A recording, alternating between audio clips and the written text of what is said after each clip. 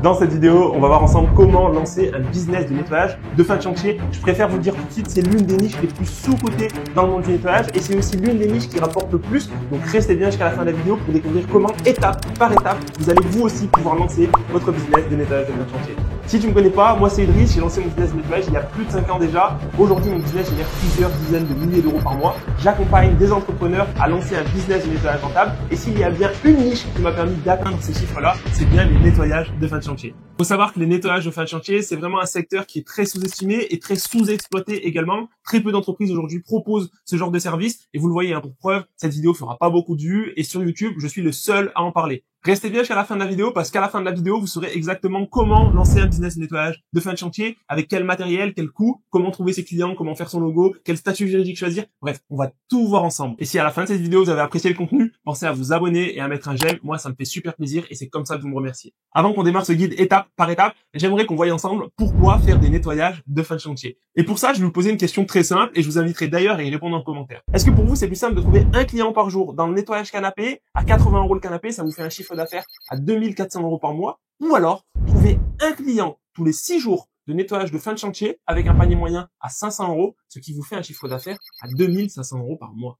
Je vous laisserai répondre en commentaire. Moi, je suis assez curieux de savoir qu'est-ce que vous en pensez. Pour vous, qu'est-ce qui est plus simple? Trouver un client par jour à 80 € ou trouver un client tous les 5-6 jours à 500 €?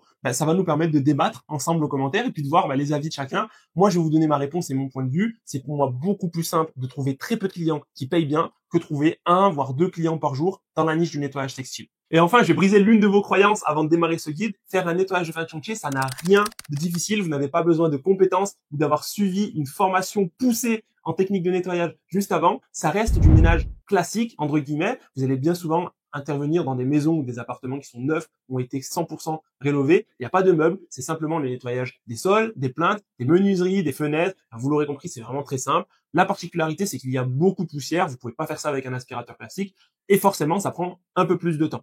La première chose que l'on va voir ensemble, c'est quel matériel et quel produit avoir pour faire un nettoyage de fin de chantier. Et vous allez voir, il n'y a pas grand-chose. Et le premier élément indispensable pour pouvoir faire des nettoyages de fin de chantier, ça va être cet aspirateur Karcher. Alors, en soi, celui-ci ou un autre, c'est pas très grave. Par contre, il vous faut un aspirateur spécialement conçu pour les nettoyages de fin de chantier et pour la poussière fine. En fait, ces aspirateurs, ils ont la particularité de ne pas recracher la poussière fine qu'ils ont aspirée et en plus de ça, ils sont protégés. Je vais vous raconter une petite anecdote. Quand j'ai fait mon premier nettoyage de fin de chantier, j'avais pas du tout un aspirateur comme celui-ci. Je l'ai fait avec un aspirateur Karcher WD5 que j'utilisais pour nettoyer des voitures.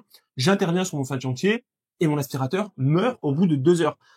Je comprends pas trop, j'ai du mal à comprendre pourquoi l'aspirateur meurt, mais bon, ça faisait déjà plusieurs mois que je l'avais. Je me dis, bon, peut-être il est usé, je le jette, je vais en acheter un autre pour terminer le chantier. 2 heures après, l'aspirateur était cuit. Et en fait, je vais en magasin et on m'explique que la poussière fine, typiquement, qu'on peut retrouver sur un chantier, la poussière de plâtre, la poussière de ciment, peu importe, ça vient complètement abîmer votre aspirateur parce que ça bouche le filtre hyper rapidement et derrière ça s'attaque au moteur et ça vous brûle l'aspi. Donc il va vous falloir un aspirateur de fin de chantier et c'est vraiment le seul élément indispensable parce que vous allez le voir, je vais vous présenter une autre machine mais elle n'est pas du tout obligatoire.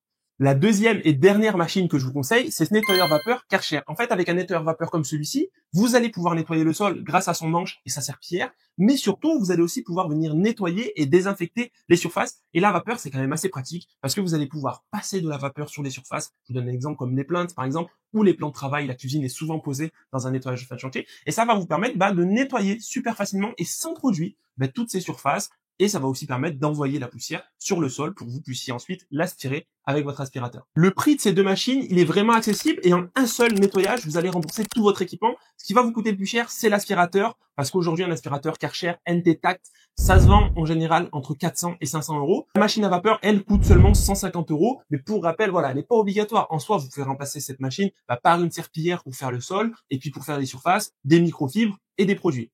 Et du coup, concernant les produits de nettoyage, on y vient. Là aussi, vous allez voir, vous n'avez pas besoin de grand-chose. Le seul produit vraiment très spécifique au nettoyage de fin de chantier, ça va être un décap l'étance. La l'étance, c'est un voile blanc qu'on retrouve souvent sur le carrelage ou la faïence à la fin des chantiers. Quand on n'est pas expert ou qu'on fait face à notre premier nettoyage de fin de chantier, en fait, on a l'impression que c'est de la poussière. Parce que quand on passe le doigt dessus, on a le doigt tout blanc comme si c'était de la poussière. Le problème, c'est que vous aurez beau aspirer, vous aurez beau laver 5, même 10 fois si vous voulez, si vous n'utilisez pas de décap l'étance qui va venir désintégrer la l'étance, vous aurez toujours ce voile blanc sur votre carrelage. Et concernant le prix, un bidon de décap l'étance, ça coûte 30 € pour 5 litres et avec 5 titre, vous allez faire environ 60 mètres carrés. Et pour les autres produits de nettoyage, finalement, c'est des produits très classiques. Pour faire les vitres, vous allez simplement avoir un nettoyant vitre. Pour nettoyer la salle de bain, vous prenez un produit spécial salle de bain, souvent à base de javel. Pour nettoyer les surfaces, si vous avez la machine à vapeur, vous pouvez les faire sans produit et augmenter vos marges. Si vous faites tout à la microfibre, un simple nettoyant multisurface fera l'affaire. Vous le voyez finalement en termes de matériel et de produits, à part le décaplétance et l'aspirateur qui sont vraiment très spécifiques à ce marché-là,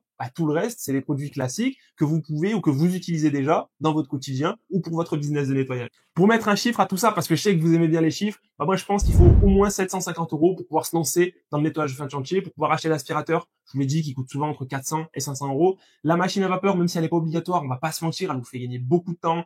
Le temps, c'est de l'argent. Et puis, après, acheter les produits, les microfibres, tout ce qui est un petit peu consommable, le sopalin pour faire les vitres si vous n'avez pas de raclette, les petites éponges métalliques. Voilà. Bon, 750 € large. Vous êtes très, très large et vous avez de quoi lancer votre business de fin de chantier.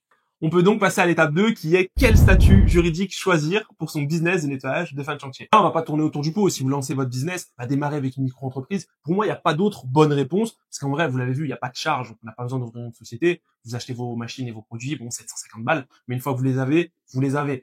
En micro, si vous faites 0 € de chiffre d'affaires, vous payez 0 € d'impôt. Ouvrir sa micro-entreprise, c'est complètement gratuit sur le site de l'INPI. Et vous faites ça en 5 minutes et dans 2 semaines, vous avez votre cabis et vous êtes prêt à démarrer. Maintenant qu'on a notre matériel et notre statut juridique de prêt, on peut lancer notre activité. Donc, pour lancer notre activité, il va falloir que l'on trouve des clients. Avant de trouver des clients, on va définir une identité de marque pour notre entreprise. Donc, pour ça, il nous faut un nom et un logo. Pour le choix du nom, je sais que certains se creusent les ménages pendant une semaine pour choisir un nom. Je vous arrête tout de suite, vous êtes en train de perdre du temps. Choisissez quelque chose de simple, potentiellement en lien avec votre propre nom à vous. Et évitez les erreurs classiques. Ne mettez pas propreté ni nettoyage dans votre nom d'entreprise. Ne mettez pas non plus des mots en anglais du style clean, wash, ce genre de choses. Et surtout, ne prenez pas un nom aussi qui fait référence au nettoyage de fin de chantier. Parce que, oui, vous lancez un business de nettoyage de fin de chantier, mais si vous faites des fins de chantier, vous êtes équipé pour faire des nettoyages d'appartements avant ou après déménagement, potentiellement même des nettoyages de l'extrême pour les plus courageux. Donc, ne vous cantonnez pas à une seule niche, ça serait dommage. Vous allez vous fermer des portes, et se fermer des portes, c'est aussi se fermer des sources de revenus. Et pour le logo, je vais vous montrer en direct, on va faire un logo ensemble en 30 secondes. Pour rappel, vous allez lancer un business de nettoyage, vous n'êtes pas graphiste ou architecte. Donc, les gens ne vont pas vous choisir par rapport à votre logo. En vrai, on s'en fiche que vous ayez un beau ou un logo qui est moche. Il faut juste que vous ayez quelque chose qui fasse professionnel, qui donne confiance, voilà, comme ça on se dit ok, le gars est sérieux, il sort pas de nulle part, mais pas besoin de se prendre la tête. Donc pour faire le logo très simple, vous allez sur canva.com, je pourrais mettre le lien si vous voulez dans la description. Vous allez aller sur le petit plus pour mettre créer un logo, tout simplement. Et en fait, sur cette page, Canva va nous proposer des modèles de logos. On va juste récupérer un modèle et personnaliser avec le nom que l'on aura choisi. Donc là, vous voyez, vous pouvez mettre dans la barre de recherche, par exemple, nettoyage professionnel, ce que vous voulez. Et là, il vous propose plein de logos de nettoyage, entre guillemets. Bon, peu importe, on s'en fiche. Je vous laisserai regarder. Prenez quelque chose d'assez simple. Ne prenez pas quelque chose avec une maison ou, je sais pas, quelque chose, par exemple, si vous mettez une maison sur votre logo, potentiellement, vous allez vous fermer des portes parce que peut-être qu'une boîte qui a plusieurs cinémas, elle va voir votre logo, elle va se dire, ok, lui, il fait que du nettoyage résidentiel. Il va pas venir nettoyer mon cinéma. Comprenez? Un logo, ça peut vous faire perdre des clients, pas parce qu'il est moche, mais parce qu'il vous cantonne à une activité. Donc, prenez quelque chose de très neutre. Vous voyez, typiquement une goutte d'eau, ok, on fait du nettoyage, il y a de l'eau, pourquoi pas. On peut prendre ça, alors on va pas se prendre la tête pour la vidéo. Et là, vous mettez votre nom. Moi, j'écris Gilas. Vous centrez, vous modifiez les couleurs, vous faites quelque chose d'assez joli. Vous enregistrez, vous avez votre logo et on passe à l'étape suivante. Là, on arrive à l'étape où 90% des entreprises de nettoyage bloquent parce qu'on a le matériel, on a notre statut juridique, on a un joli nom, un joli logo. Mais pour l'instant, qu'est-ce qu'on n'a pas? On n'a pas de clients. Donc, dans la prochaine étape, je vais vous montrer comment trouver des clients pour votre business de nettoyage de fin de chantier. Juste avant, pour tous ceux qui sont intéressés par le business de nettoyage, cliquez sur le premier lien dans la description. Je vous ai mis une formation 100% gratuite où je vous explique comment vous pouvez vous aussi démarrer votre activité. Avant de vous présenter 3 méthodes qui vont vous permettre de trouver des clients pour votre business de nettoyage, on va voir ensemble les choses qu'il ne faut absolument pas faire pour trouver des clients de nettoyage de fin de chantier.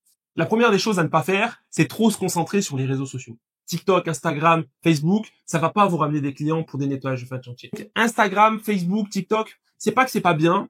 Moi, je vous invite à avoir un compte sur ces différentes plateformes, à publier du contenu assez régulièrement et à montrer ce que vous faites avec des avant-après. C'est toujours bien pour la confiance et vous pouvez vous servir de ça pour trouver potentiellement, ou en tout cas pour rassurer des clients. Par contre, c'est clair que c'est pas là-dessus que vous allez trouver des clients. Ce qu'il ne faut absolument pas faire aussi, c'est de la pub Facebook. Pareil, de la pub Facebook pour des nettoyages de fin de chantier, c'est complètement inutile. Ce qu'il faut par contre absolument faire, Dès que vous lancez votre activité, c'est créer une page Google My Business et vous l'optimisez pour des nettoyages de fin de chantier. Je vais pas plus détailler parce que j'en parle beaucoup sur ma chaîne YouTube et si vous êtes curieux, je vous invite à aller voir mes autres vidéos où j'aborde les pages Google My Business, mais c'est primordial. Dès que vous démarrez, il vous faut votre page. C'est vraiment la chose numéro 1 à faire. La deuxième méthode pour trouver des clients, ça va être d'aller faire du démarchage. Alors oui, je sais, le démarchage, c'est chiant, on n'a pas envie d'en faire, on se prend des refus, mais c'est primordial et ça peut grandement vous aider à trouver vos premiers clients. Et en plus de ça, c'est gratuit. Donc quand vous démarrez, vous n'avez pas forcément beaucoup d'argent, mais vous avez beaucoup de temps parce que vous n'avez pas de clients. Donc allez faire du démarchage. Au niveau du démarchage, moi, il y a deux choses que je vous conseille. La première, ça va être d'être professionnel quand vous allez démarcher. Et pour être professionnel, en vrai, c'est tout simple, c'est un peu idiot, mais c'est le jeu.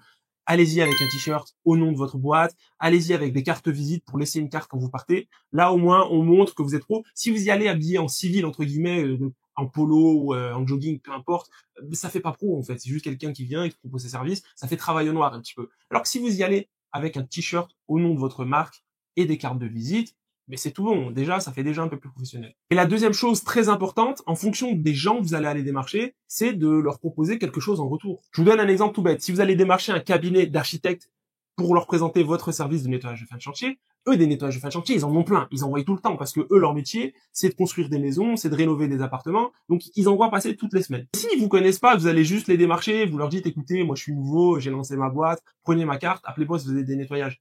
Pourquoi ils vous appelleraient? Est-ce que vous, à leur place, vous vous contacteriez vous-même? Non. Ils travaillent déjà sûrement avec une boîte avec qui ça se passe potentiellement bien. Donc, ils n'ont aucun mérite, ou en tout cas aucun intérêt à changer. Donc, pour leur donner un intérêt à vous rappeler, ce qu'il faut faire, c'est leur proposer quelque chose en retour. Et là, ça va être très simple. Vous leur proposez 10, 15%, voire 20% sur vos premiers contrats. Vous allez voir le cabinet. En fait, le cabinet, lui, va gérer le nettoyage, mais c'est payé par le client. Donc, ils vont se charger de trouver une entreprise et de faire le nettoyage. Et c'est eux qui vont gérer la partie nettoyage. Mais finalement, c'est le client qui paye. Donc, vous allez faire votre devis à 1500 € sur une maison de 100 mètres carrés, par exemple. Si vous reversez 20% à l'architecte, je peux vous assurer que l'architecte, il va vous prendre vous plutôt qu'une autre entreprise de nettoyage. La troisième méthode pour trouver des clients, c'est peut-être la plus simple, mais ça va être de faire de la publicité sur Google. En fait, il y a très peu de gens qui enchérissent sur la recherche nettoyage de fin de chantier. Donc, si vous avez une publicité Google et que vous ciblez ce mot-clé, donc nettoyage de fin de chantier, déjà, premièrement, votre pub, elle va pas vous coûter hyper cher parce que très peu de gens enchérissent dessus. Donc, le coût par clic est pas hyper élevé. On est en moyenne à 70 centimes, 80 centimes le clic. Et en plus de ça, vous allez avoir des gens qui sont potentiellement très qualifiés parce que ce sont des personnes qui recherchent ce genre de service. Et là, il y a un énorme avantage avec les nettoyages de fin de chantier, c'est que comme c'est des nettoyages qui se facturent très très bien, on va pas se mentir, le panier moyen, il est entre 1000 et 1500 €, vous pouvez aller loin. En fait, vous pouvez aller à 2 heures de chez vous, il n'y a pas de problème. Si vous allez à 2 heures de chez vous, vous faites un nettoyage, imaginons un nettoyage à 1500 €, vous en avez pour 2 jours. Ça vous fait 750 € jour. Déjà, 750 € jour, c'est incroyable. Vous pouvez prendre une nuit d'hôtel là-bas. La nuit va vous coûter 100 balles, peut-être moins.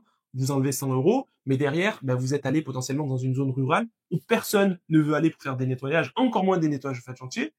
C'est jackpot, en fait. Donc, si vous faites de la pub, je vous donne un exemple. Vous habitez Lyon, mais ne faites pas de pub à Lyon. Il y a trop de monde, trop d'entreprises, le coût par clic va être cher.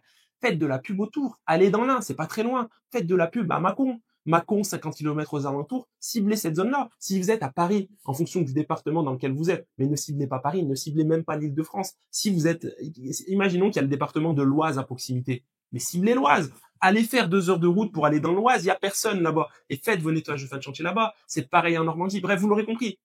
Ne ciblez pas les grosses villes, mais vous pouvez vous permettre de faire quelques kilomètres pour aller gagner 1000, 1500, 2000 € sur un chantier. Si vous êtes très motivé et que vous avez envie de lancer un business de nettoyage rentable à plus de 6000 € par mois et que vous souhaitez vous faire accompagner, cliquez sur le deuxième lien dans la description pour réserver un appel téléphonique avec moi et on verra ensemble si je peux vous aider à lancer votre activité. Comme promis, je vais vous montrer une astuce bonus pour vous permettre de trouver vos premiers clients ultra rapidement. L'astuce bonus dont je vous parlais un peu plus tôt, c'est Clinolia.fr. Clinolia.fr, c'est une plateforme sur laquelle des particuliers vont déposer des demandes de devis et vous, en tant que professionnel, en tant qu'artisan, vous allez pouvoir répondre à ces demandes de devis. L'avantage, c'est qu'en fait, vous allez pouvoir trouver vos premiers clients super rapidement et ça sans avoir de site internet et sans faire de publicité. Et vous le voyez sur Clinolia, il y a énormément de demandes. Donc là, je descends, je vais très vite, il y a énormément de demandes. Tous les jours, il y a des nouvelles demandes qui tombent. Parfois, c'est des demandes qui sont inintéressantes. D'autres fois, ce sont des très belles demandes. Là, vous le voyez, 2 propositions sur cette ville, sur cette prestation, pour un nettoyage de fin de chantier. Donc là, j'ai ciblé toute la France pour vous montrer. Donc c'est pour ça que vous allez voir, il y aura des villes qui sont différentes, mais vous pouvez cibler votre département.